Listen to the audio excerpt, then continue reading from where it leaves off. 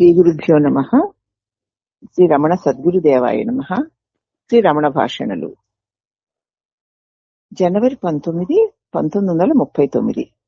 భాషణలు 612. దీనిలో శ్రీమతి హిక్ రిడ్డింగ్ అనే ఒక ఆవిడ ఒక ప్రశ్నను రాసి భగవాన్కి ఇచ్చింది. సద్గురుని అనుగ్రహ వీక్షణ గాని వారినే తిలకించుట గాని ఆత్మ సాధనకి ఎంతో తోడ్పడుతుందని శ్రీ భగవాన్ రాసి ఉన్నారు. దాన్ని నేను సరిగ్గా అర్థం చేసుకోలేకపోతున్నాను. ఎలాగా సద్గురుని యొక్క అనుగ్రహంతో చూడినటువంటి చూపు గాని, అయితే నువ్వు సద్గురు వంకే చూస్తూ ఉండడం గాని ఆత్మ సాధనకి ఎంతో తోడ్పడుతుందని భగవానే రాస్తున్నారు. దాన్ని నేను ఎలా అర్థం చేసుకోవాలి అంది ఆవిడ.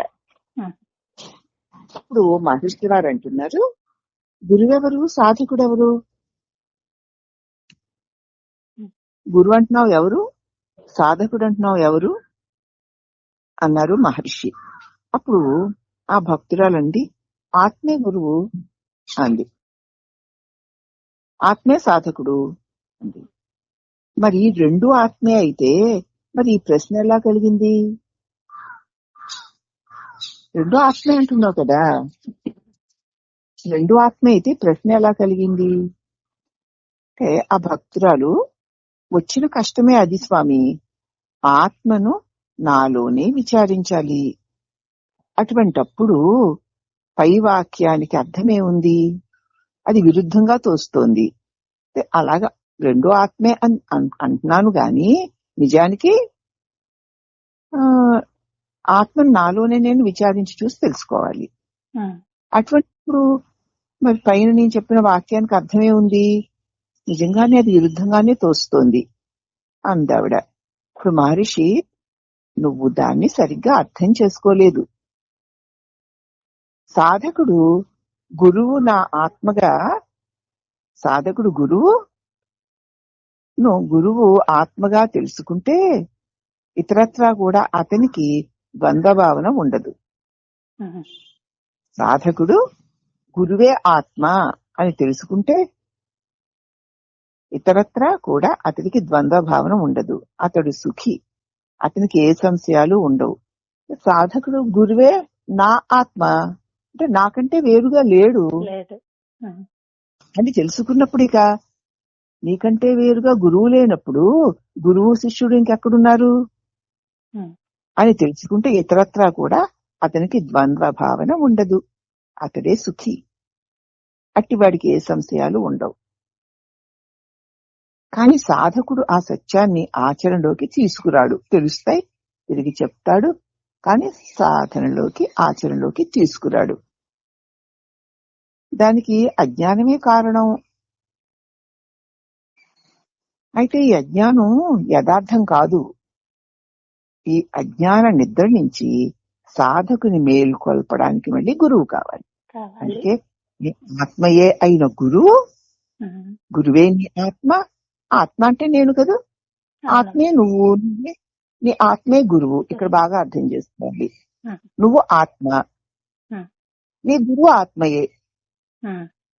నీ ఆత్మే గురువు, నీ ఆత్మే నువ్వే ఆత్మ. అప్పుడు ఇంకా ఇతరత్రా కూడా అతనికి వేరే అంతా ఉన్నది ఆ ఆత్మస్వరూపమైన గురువే. ఆ ఆత్మే నేను అని తెలుసుకున్నాక ఇంక ద్వంద్వ భావాలు ఏమీ ఉండవు. అప్పుడు సుఖంగా ఉంటాడు అతను, సంశయాలు ఏమీ ఉండవు. అయితే సాధకుడు ఆ సత్యాన్ని ఆచరణలో పెట్టుకోడు. దానికి వాడికి అజ్ఞానమే కారణం. అయితే ఈ అజ్ఞానం యథార్థమైంది కాదు. ఈ అజ్ఞాన నిద్ర నుంచి సాధకుణ్ణి మేల్కొల్పడానికి మళ్ళీ గురువు కావాలి. అందుచేత ఇతరులకు సత్యం విశదపరచడానికి గురువు ఈ విధంగా బోధిస్తాడు. ఏమని అంటే, ప్రధానమైనది ఆత్మదర్శనము. నీవు ఎక్కడున్నా దీనిని చెయ్యవచ్చును. ఆత్మను లోపలే వెతుకు. ఆ వెతకడం కూడా చాలా పట్టుదలగా చెయ్యాలి. అది కనుక సాధ్యమైతే శారీరకంగా గురువు దగ్గరే ఉండక్కర్లేదు. పైన చెప్పబడింది తామున్న చోటనే ఉంటూ ఆత్మాన్వేషణ చెయ్యలేని వారికై ఉద్దేశింపబడింది. తాము ఉన్న చోటనే ఉండి ఆత్మాన్వేషణ చెయ్యలేని వారి కోసం చెప్పబడింది. కాబట్టి నీవే, నీ ఆత్మయే గురువు. ఆత్మ అంటే నువ్వే, అంటే నీ ఆత్మయే గురువై ఉంది, నువ్వే గురువి. నీ ఆత్మే గురువు. ఆత్మగురుడి కంటే వేరుగా నువ్వు లేవు, ఉన్నది ఆత్మగురుడే అని తెలుసుకుంటే ఇక ప్రశ్నలు ఏమి ఉండవు, శాస్త్రాలతో పని లేదు. అప్పుడు ప్రశాంతంగా ఉంటావు. కానీ దీన్ని సాధకుడు ఆచరణలో పెట్టుకోడు. ఎందుకంటే అతడికి అజ్ఞానం, దానివల్ల పెట్టుకోడు. కానీ అజ్ఞానం అన్నది నిజమైన జ్ఞానం కాదు.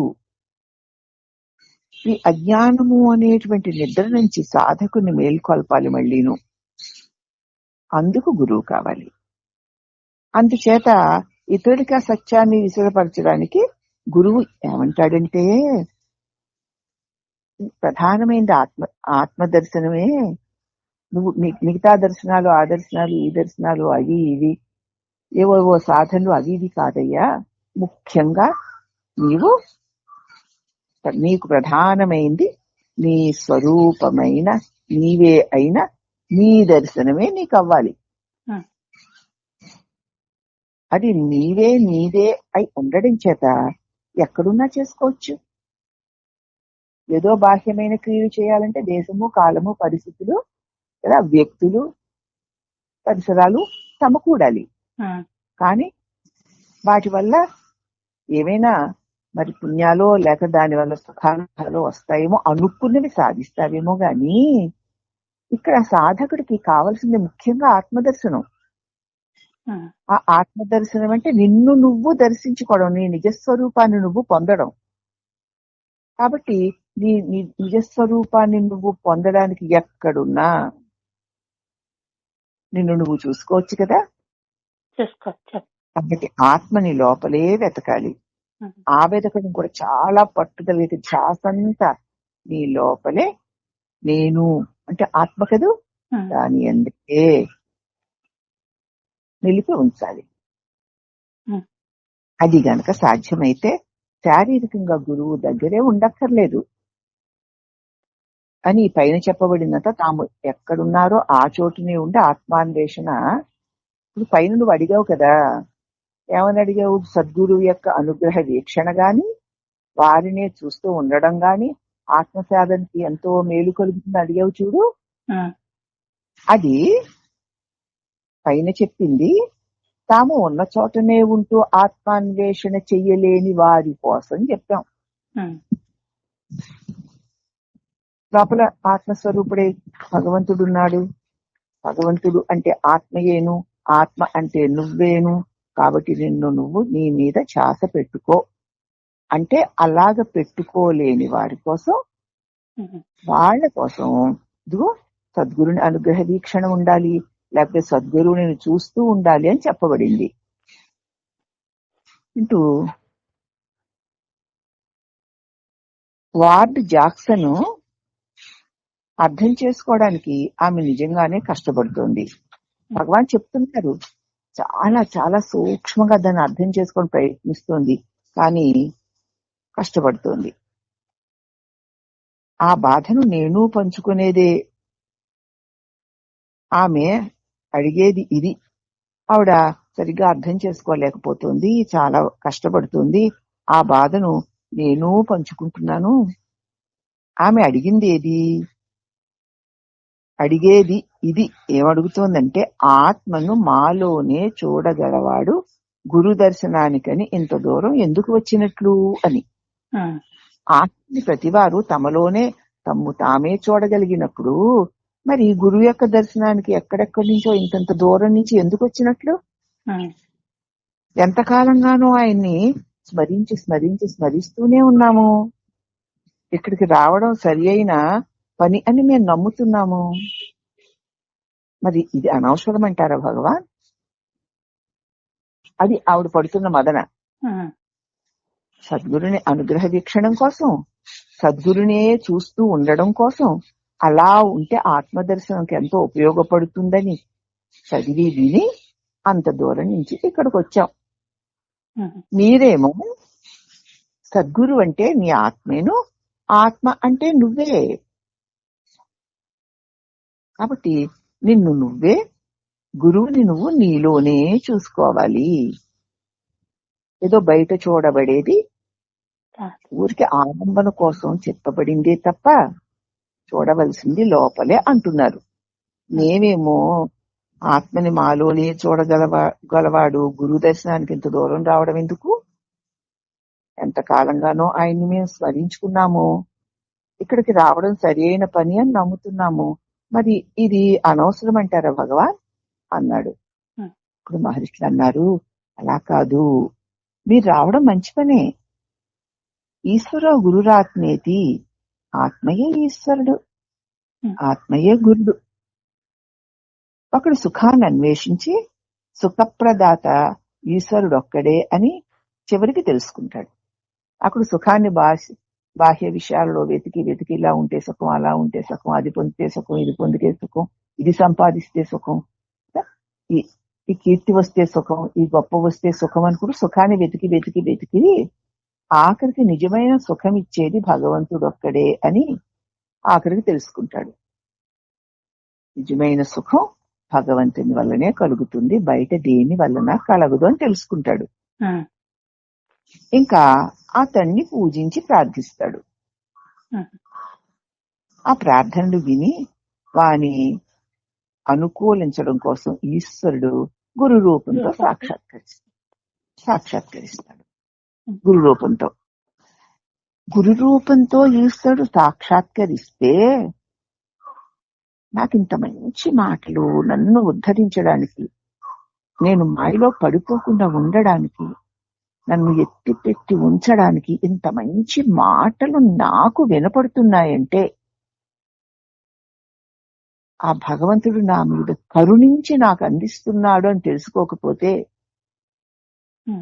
ఇక వాడికి ఏ భగవంతుని యొక్క పూజల వల్ల గాని ప్రయత్నాల వల్ల గాని నిజమైన శాంతి దొరకదు.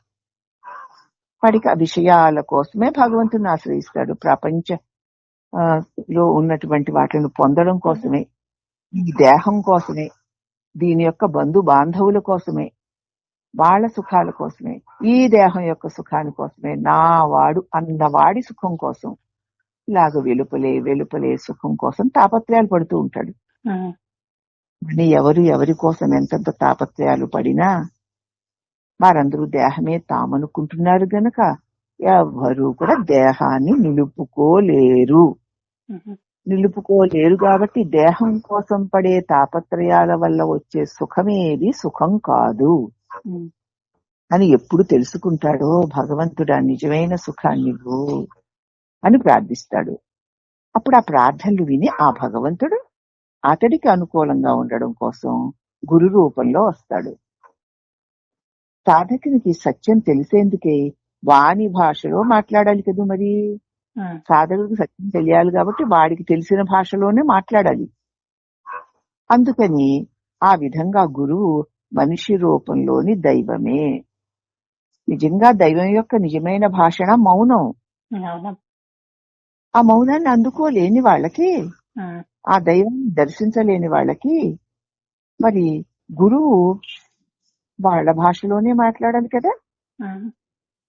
అందుకని ఈ విధంగా గురువు మనిషి రూపంలోని దైవమై సాధకుని ప్రయోజనానికని ఆయన తన అనుభవాన్ని వివరిస్తాడు. నేను ఎలాగ ఒక మనిషినై పుట్టి నేను ఎలాగ ఈ జగత్ విషయాలతో, ఈ ఇంద్రియాలతో, ఈ అహంకార మమకారాలతో ముడిపడి ఉన్నానో నా గురు ద్వారా నేను తెలుసుకుని వాటిని ఎలా వదిలించుకోవాలో గురువు చూపించిన మార్గంలో నడిచి నేను ఈ బంధాల నుంచి విడిపడ్డాను. తను ఎలా విడిపడ్డాడో మనకి తెలియచేసి మనల్ని కూడా అలా విడిపడడానికి బోధ చేస్తాడు. సాధకుని ప్రయోజనానికి ఆయన తన అనుభవాన్ని చక్కగా వివరిస్తాడు. ఆయన అనుభూతి ఏమిటి? ఆయన అనుభూతి ఏమిటంటే ఆత్మస్థితి. తానెవరో అది తానుగా ఉండడం. మనం ఎవరో అది మనంగా ఉండకుండా మనం కాని పుట్టి పెరిగి చచ్చిపోయే శరీరం నేను అనుకొని దీన్ని చుట్టుకొని దీనికోసం మొత్తుకుంటూ ఏడుస్తూ దీనివల్ల ఈ లోకంలోంచి వచ్చేవేవో సుఖాలు ఇచ్చేస్తాయనే భ్రమల్లో తిరుగుతున్నాం. అందుచేత అది మరి గురువు యొక్క అనుభూతి ఏమిటి? ఆత్మస్థితి. అది ఆత్మలోనిదే. ఆత్మలోనిదే. దైవము, గురువు, ఆత్మ, ఈ ఆత్మసిద్ధి మార్గంలో పైకి కనిపించే పరిణామ దశలు. ఆత్మసిద్ధిని పొందడానికి పైకి ఏమని కనిపిస్తాయి అంటే, ముందు ఆత్మ అంటే నేను అనేటువంటి జీవుడు. అతడు శాశ్వత సుఖాన్ని పొందగోరాడు, భగవంతుడిని ప్రార్థించాడు. అప్పుడు ఆ భగవంతుడు గురు రూపంలో వచ్చాడు. వచ్చి నేను అనబడేటువంటి ఈ ఆత్మస్వరూప జీవుణ్ణి అతని ప్రార్థనకు అనుగ్రహించి గురు రూపంలో వచ్చి అతడికి తెలియజేశాడు, నీ ఆత్మనే నేను, నీవు నేను వేరు కాదు, నీవు నేనే కలిసి దైవమే. దైవమే గురువు, దైవమే ఆత్మ అంటే జీవుడు. విష్ణుడు, గురువు, ఆత్మ. ఆత్మ అంటే నేనమ్మ, గురువు అంటే నీవు ఆత్మస్వరూపానివి అని తెలియజేసేవాడమ్మా. అప్పుడు ఆత్మస్వరూపమని గురువు తెలియచేస్తే ఈ ఆత్మ అయినటువంటి జీవుడు ఆ గురువు అయిపోతాడు. జీవుడు గురువు ఒకడైపోతేనే దేవుడు. కాబట్టి ఈశ్వర గురురాత్మీతి మూర్తి భేద విభాగినే. అలాగే మూడిటిగా విభజింపబడి కనపడుతున్నది ఒకే పరమాత్ముడు. వ్యోమవత్ వ్యాప్త దేహాయ. కానీ అవి మూడు కాదు, ఆకాశం వలె వ్యాపించి ఉన్నదేదో అదే నీవు, నీ గురువు, ఆ భగవంతుడును అని తెలియజేస్తాడు.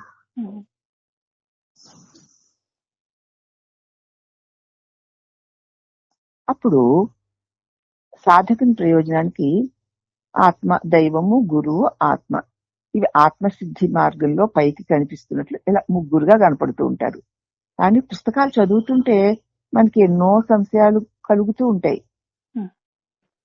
పుస్తకాలు చదివారు, ఏమిటి నేనును నా గురువును ఆ దేవుడు ముగ్గురు ఒకటేనా? ఎలా ఒకటవుతాం? నేనేం సాధకులు చేశానండి, తపస్సులు చేశానా, యజ్ఞాలు యాగాలు చేశానా, క్రతువులు హోమాలు చేశానా, ఏం చేశానని నేను నా గురువు ఒకటవుతాం? నా గురువు ఉన్నతోన్నతుడు కదా, పైగా నాకు వల్లే విషయ వ్యామోహాలు లేనివాడు కదా, అహంకార మమకారాలు లేనివాడు కదా. అహంకార మమకారాలు లేని, విషయ వ్యామోహాలు లేని నిస్సంగుడైన నా గురువును అన్నిటితో కూడి ఉన్న నేనును ఒకటేనా? ఇదేమిటి పుస్తకంలో ఇలా రాశారు? అసలు నేనును నా గురువు ఒకటే అయితే మరి నేనేం దేనికోసం సాధన చెయ్యాలి? గురువేమో ఆనంద స్వరూపుడు అంటున్నారు, నేను ఆయనే ఒకటైతే నాకెందుకు ఆనందంగా లేదు అని ఇలాగా పుస్తకాలు చదవడం వల్ల ప్రశ్నలు కలుగుతాయి జిజ్ఞాసుకి. ఎన్నో సంశయాలు కలుగుతాయి. అది తీర్చుకోవడానికి కదా మీరు ఇక్కడికి వచ్చారు. అది మంచిదే, తీర్చుకోవాలి సంశయాలు. నిజమైన ఆర్తితో కనుక నువ్వు శాస్త్రాన్ని చదివితే తప్పనిసరిగా నీకు ప్రశ్నలు కలుగుతాయి. కలిగితే వాటిని వదిలిపెట్టకుండా తప్పకుండా సంశయాలు తీర్చుకోవాలి. తీర్చుకోవాలంటే గురువు దగ్గరికి వెళ్ళి ప్రశ్నించుకోవాలి. ఇది చాలా మంచిదే అన్నారు భగవాన్. అప్పుడు శ్రీమతి రెడ్డింగ్ అంటోంది, గురువే ఆత్మ అని, దానిని లోపల వెతకాలి అని అర్థమైంది భగవాన్ మీరు చెప్తుంటే. గురువు అంటే ఆత్మే, దాన్ని నాలోనే నేను వెతుక్కోవాలని తెలిసింది. అంటే దానిని నేను ఎక్కడ ఉంటే అక్కడే చేయొచ్చా? ఇప్పుడంటే రమణాశ్రమంలో మీ దగ్గర ఉన్నాను, నేను ఎక్కడో మా దేశంలో ఉన్నాను అనుకుంటే అక్కడ కూడా చేయొచ్చా అంది. అప్పుడు మహర్షి అన్నారు, నీకు తెలిసిందంటున్నావు కదా, ఆ తెలుసుకోవడం సిద్ధాంతపరంగానే తెలిసింది. ఆ ఆచరణలో పెట్టేటప్పుడు అప్పుడు వస్తాయి కష్టాలు సందేహాలుని. ఆచరణలో పెట్టిన ఆహా అదే కదా ఇదే కదా, మాకు అదే వచ్చేసి మేము అదే పొందేస్తాం ఇది అనుకుంటాం. ఆచరణ పెట్టేటప్పుడు వస్తాయి కష్టాలు, సందేహాలు కూడా వస్తాయి. కాబట్టి నువ్వు ఉన్న చోటనే గురు సన్నిధిని అనుభవం చెయ్యగలిగితే నీ సంశయాలు సులువుగా తీరిపోతాయి. నువ్వెక్కడున్నా సరే, నీవెక్కడున్నావో అక్కడే నీ లోపల ఉన్న ఆత్మస్వరూపమే గురువు అని గనక నువ్వు భావన చేయగలిగితే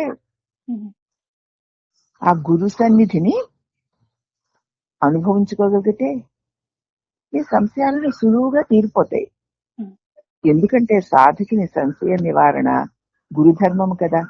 నువ్వు సదా నీ హృదయంలో నీ గురు సన్నిధిలో నువ్వు సదా ఉంటూ ఉంటే సాధకుని సంశయ నివారణే గురువు యొక్క ధర్మం గనక ఆయన సన్నిధాన బలంలో ఈ సంశయాలన్నీ తీరిపోతాయి. ఇకపై నీకు ఏ సంశయాలు కలగకపోతే ఈ రాక సఫలమైపోయినట్లే. నువ్వు ఇక్కడికి వచ్చావు కదా, నీ సంశయాలన్నిటికీ సరైన సమాధానాన్ని చెప్పి నీవు ఆత్మస్వరూపుడివి, దేశకాలాతీతుడివి. ఎప్పుడైనా ఎక్కడైనా ఎలాగైనా నువ్వు ఉన్నావు. ఆ ఉన్నదే ఆత్మ, ఆ ఆత్మే గురువు, అదే దైవము. దైవం అంటే గురువు, గురువు అంటే ఆత్మ. ఆ ఆత్మవే నువ్వై ఉన్నావు. నువ్వు ఎప్పుడు ఎక్కడ ఉన్నా, ఎలాంటి పరిస్థితుల్లో ఉన్నా నువ్వు ఉన్నావు చూడు, అదే నీ నిజ స్వరూపము. అదే నీకు గురువు బోధిస్తాడు. అదే పరమాత్మ స్వరూపం కూడా. అన్ని గనక నీకు తెలిస్తే నీ రాక సఫలమైనట్లే. చెంపడొచ్చావుగా, నేను చెప్పిన బాధ అది నీకు గనక తెలిస్తే నీ రాక సఫలమైనట్లే. ఇక ఆత్మ విచారణలో స్థిరపడడానికి మరి పట్టుదలగా ప్రయత్నించు. అర్థమైందంటున్నావుగా, తెలిసిందంటున్నావుగా. ఇక తెలిసిన దానిలో నిలవడానికి గట్టి ప్రయత్నం చెయ్యి అన్నారు భగవాన్. ఆ భక్తురాలు ఈ విషయం పూర్తిగా అర్థమైంది భగవాన్ అంది. మంచిదే. అభ్యంతరం నీ నిర్ణయాన్ని కాదమ్మా, నీ సందేహాలకి. ఈ సందేహాలకి అభ్యంతరాలు ఉంటాయి గాని నీ నిర్ణయానికి అభ్యంతరం ఏముంటుంది?